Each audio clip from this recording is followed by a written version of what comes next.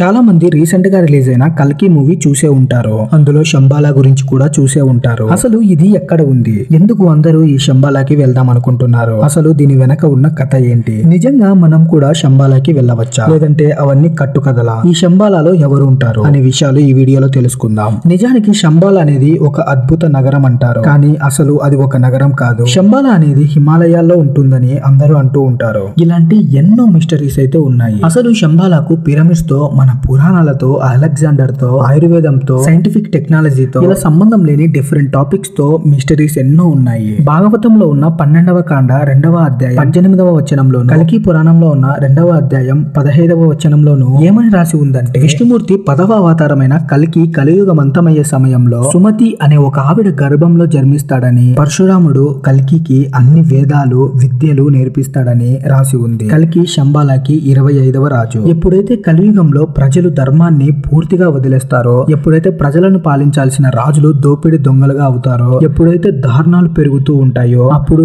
ఒక అద్భుత ఖడ్గంతో తన లక్షలాది వీరుల సైన్యంతో కల్కి తెల్లని గుర్రం పైన శంబాలా నుంచి వచ్చి ఈ ప్రపంచంలో ధర్మం వైపు లేని వారందరినీ చంపి ధర్మం 4 పాదాల మీద నడిచేలా చేస్తాడంట. చాలా మంది అంటూ ఉంటారు శంబాలా అనేది నగరం కాదు, అది ఒక పెద్ద సామ్రాజ్యం అని. ఆ సామ్రాజ్యంలో 8 ప్రాంతాలు ఉంటాయి. శంబాలాకి కరెక్ట్ గా మధ్యలో 9 అంతస్తుల క్రిస్టల్ పర్వతం ఉంటుంది. దానిపైన లోటస్ ఆకారంలో ఒక కాలచక్ర మండలం ఉంటుంది. శంబాలా యొక్క క్యాపిటల్ సిటీ కలాప. శంబాలా గురించి మాట్లాడే ముందు ఇంకొక విషయం గురించి మనం తెలుసుకోవాల్సి ఉంది. అదేంటంటే పిరమిడ్స్ అనేవి 4500 సంవత్సరాల ముందు కట్టినవి. ఈ భారీ పిరమిడ్స్ ఒక్క ఈజిప్ట్ లోనే కాదు, ప్రపంచం మొత్తం ఉన్నాయి. అయితే అంతటి భారీ పిరమిడ్స్ ప్రస్తుతం మన టెక్నాలజీని యూజ్ చేసి కూడా మనం కట్టలేము. మరి ఏ టెక్నాలజీ లేని ఆ సమయంలో ఎలా కట్టి ఉంటారు, అది కూడా 4500 సంవత్సరాలకు ముందు. ఒక్కొక్క పిరమిడ్స్ లో ఒక్కొక్క రాయి 3 టన్నుల బరువు ఉంటుంది. అలాంటి రాళ్లు ఒక్క పిరమిడ్స్ లో 23 లక్షలు ఉంటాయి. వాటిని అంత పైకి ఎలా తీసుకెళ్లారనేది ఇప్పటికీ ఒక ప్రశ్న.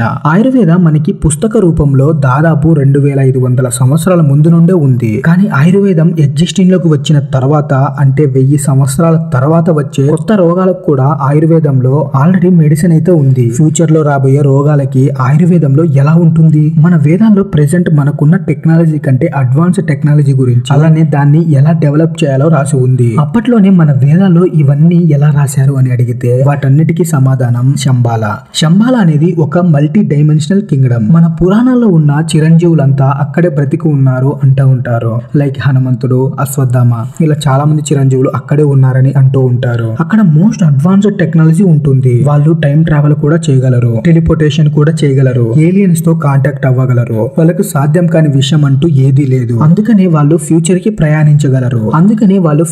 ప్రయాణించగలరు కాబట్టి ఫ్యూచర్ లో వచ్చే రోగాలకి సంబంధించి మెడిసిన్స్ కూడా ఆయుర్వేదాలో ఎప్పుడో రాసి ఉంచారు. వేదాలన్నీ మనకి శంబాలా నుంచే వచ్చాయి. కల్కి సైన్యంలో ఉన్న వీరులకి ట్రైనింగ్ ఇచ్చేది అశ్వత్థామ. ఇంతకీ అలాంటి అద్భుతమైన శంబాలా ఎక్కడ ఉంది అని అడిగితే అది ఎవరికీ తెలియదు. మన మనుషులు కేవలం 3 డైమెన్షన్స్ మాత్రమే ఎక్స్పీరియన్స్ చేయగలరు, కానీ 4th డైమెన్షన్ కూడా ఉంది, అదే టైం అండ్ స్పేస్. వాటిని మనం యాక్సెస్ చేయలేము. 4th డైమెన్షన్ తర్వాత 5th డైమెన్షన్ కూడా ఉంది, దానినే గాడ్ డైమెన్షన్ అని కూడా అంటూ ఉంటారు. మన బాడీలో చక్రాస్ అనే 7 చక్రాలు ఉంటాయి. అవి ఎనర్జీ ఫ్లోకి గేట్ వేస్ లాంటివి. మన బాడీలో చక్రాలని మనం యాక్సెస్ చేయగలిగితే మనం వేరే డైమెన్షన్ కి వెళ్ళగలమంట. ఒకేసారి మనం 2 కన్నా ఎక్కువ ప్రాంతాల్లో ఉండగలము. భూమి చుట్టూ 1 నిమిషంలోనే తిరిగి రాగలము. టైం అండ్ స్పేస్ ని మనం బెండ్ చేయగలము. దీనికోసమే ఎంతో మంది మునులు, సన్యాసులు, సాధువులు, బాబాలు హిమాలయకి వెళ్లి ట్రై చేస్తూ ఉంటారు. పిరమిడ్స్ అనేవి భూమి పైన హై ఎనర్జీ సెంటర్స్. అందుకే పిరమిడ్స్ లో మనం మెడిటేషన్ చేస్తే దాని వల్ల వచ్చే ఎఫెక్ట్స్ మామూలుగా మన ఇంట్లో మెడిటేషన్ చేసే దానికన్నా ఎన్నో రెట్లు ఎక్కువగా ఉంటుంది. హిమాలయాలో మెడిటేషన్ చేస్తే నార్మల్ గా వచ్చే ఎఫెక్ట్ కన్నా 1000 రెట్లు ఎక్కువగా వస్తుందంట.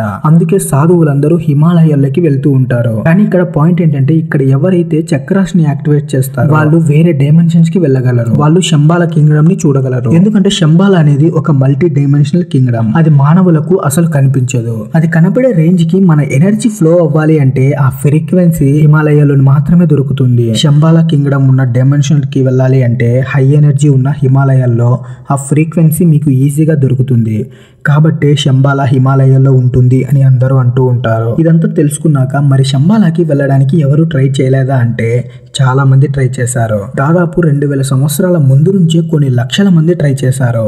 వారిలో హిట్లర్ కూడా ఉన్నాడు. నికోలస్ రియోరిచ్ అనే ఒక ఎక్స్ప్లోరర్ టిబోడిట్ కాలచక్ర మంత్ర అనే పుస్తకాన్ని ఆధారంగా తీసుకొని శంబాలాకి చేరుకోవడానికి 1923 నుంచి 1924 వరకు ట్రై చేశాడు. ఆయన అక్కడికి వెళ్ళాలి అనుకోవడానికి ముఖ్య కారణం చింతామణి అనే ఒక అద్భుతమైన రాయి. ఈ చింతామణి అనేది ఆకాశం నుంచి నేలకి రాలిన రాయి. దీనికి ఎన్నో మహిమలు ఉంటాయంట. దీన్ని చేతిలో పట్టుకుని మనం ఏది కోరుకున్నా అది వెంటనే జరుగుతుందంట. సింపుల్ గా చెప్పాలంటే ఈ శక్తివంతమైన చింతామణి మన చేతిలో ఉంటే మనం ప్రపంచాన్ని జయించగలము. ఆ రాయి ఒరిజినల్ గా శంబాలాలో ఉందంట. శంబాలాలో ఉండేవారు బుద్ధాకి ఇచ్చారు. హిట్లర్ శంబాలా నుండి వచ్చే హిడెన్ పవర్స్ ని పొందాలనుకుంటాడు. కానీ చివరికి హిట్లర్ కి నిరాశ మాత్రమే మిగిలింది. ఎంతో మంది శంబాలాను చూసి తిరిగి వచ్చామని చెప్తూ ఉంటారు. ఇది కేవలం వాళ్ళ షార్ట్ చక్రాలని యాక్టివేట్ చేసి మాత్రమే వెళ్ళగలిగారు. ఎవరికైతే స్వచ్ఛమైన మనసు ఉండి ప్రేమ జ్ఞానం ఉంటుందో వాళ్ళు మాత్రమే శంబాలాని చూడగలరు. ఆ ఎక్స్పీరియన్స్ ని అనుభవించగలరు. నిజానికి శంబాలా అనేది నిజంగానే ఉంది, కానీ అది ఎవరు పడితే వాళ్ళు వెళ్ళరు. ఇదే విషయం మనకి కొంచెం కొత్తగా కల్కి మూవీలో చూపించారు. That's it guys. ఈ వీడియో మీకు ఎలా అనిపించిందో కింద కామెంట్ అయితే చేయండి. అలాగే వీడియో నచ్చితే ప్లీజ్ వీడియోకి లైక్ చేసి సబ్స్క్రైబ్ చేసుకోవడం మాత్రం మర్చిపోకండి. మరో మంచి వీడియోతో ముందుకు వస్తాను. అంతవరకు బాయ్.